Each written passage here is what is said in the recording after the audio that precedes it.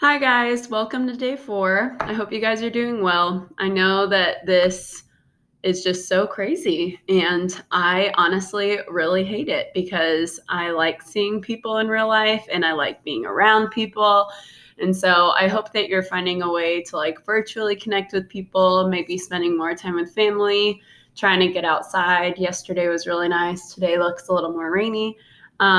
But anyway, just, don't lose hope. Even if you don't have a question about what we're going through today and you still just want to talk to someone or reach out, then totally connect with me on chat or something else. Yeah, so I'm just thinking about you guys and I hope you're doing well. But day 4 is pretty simple. Here's what we got going on. Your to-do list is I made a thesis for you. You are going to read the thesis and you're going to create topic sentences. So just like we've been doing the past couple of weeks with the trifolds, you don't even need to make the thesis. I made one for you. I'm going to talk to you about why it's a good thesis. And then you are going to create topic sentences tomorrow, and that's all. And we are doing all of this through our digital pink essay paper part 2, which will be on Google Classroom when you guys have access to this. So all of this will be digital from here on out. And then when you are done, you're going to read chapter 24, which here's our summary words. And guys, sorry if you get started super early tomorrow. I accidentally put the summary words for today on tomorrow's. I went back and I fixed it, but that's what happened. So I want you guys to be continuing to do your summaries. We've got Mrs. Bloodgood, Mrs. White, Norvell, and Mr. Spiz as our words here. If you are doing those on paper, just know that eventually you'll need to take a picture of your summaries paper and email it to me, but that wouldn't be until the end of next week. And I also want you to think about while you're reading, how did Norvell get its name? Make sure you're paying attention to that because it is on your reading check. And also, what do you think Mrs. Gantos means by when you are young, you only see how death affects living. When you get older, you worry about how your death will be greeted by those already dead.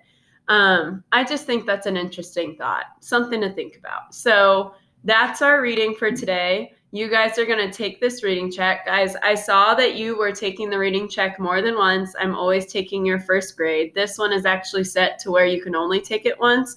You should think of it kind of like a quiz. Like, I'm not going to tell you can't use your book, but you should only be taking it one time and not just rolling through and seeing what answers are left.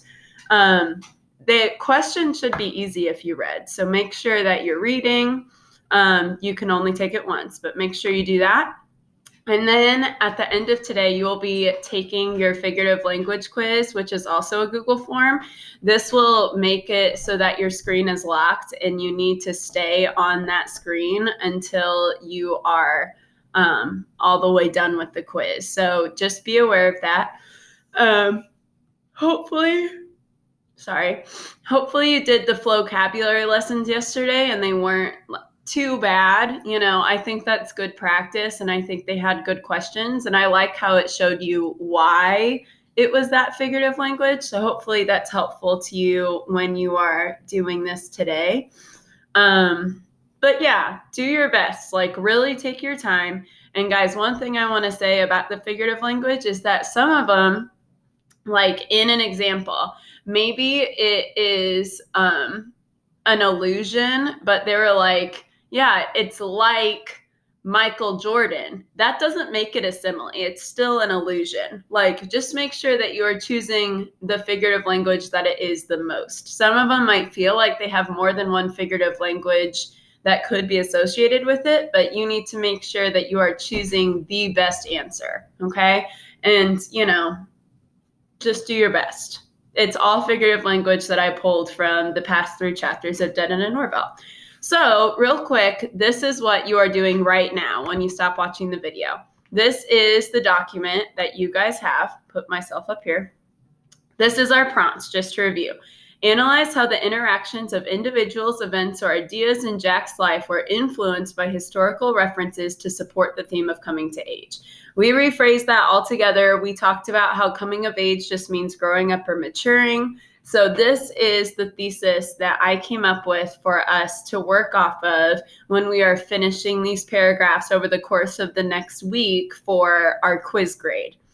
By including references to historical events, the author shows the coming of age theme for Jack because he learns, so reason number one, which is our first paragraph. So you guys should already have this filled out. If you give me 1 second, I'm going to pull it up.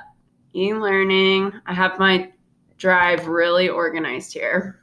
So e-learning, you guys should already have part 1 filled out with all 3 paragraphs. You are going to be actively looking at this part 1 paper to help you fill out the paragraphs once we start that with the other paper. So you don't want this to go away. Like, this is now your resource that you are using. This says Digital Pink Essay Paper Part 1. You are using that to complete Part 2. So each of our 3 body paragraphs were our 3 historical references. So again, our first reason, so our thesis, by including references to historical events, the author shows the coming of age theme for Jack because 1, he learns not to be greedy like the Incas.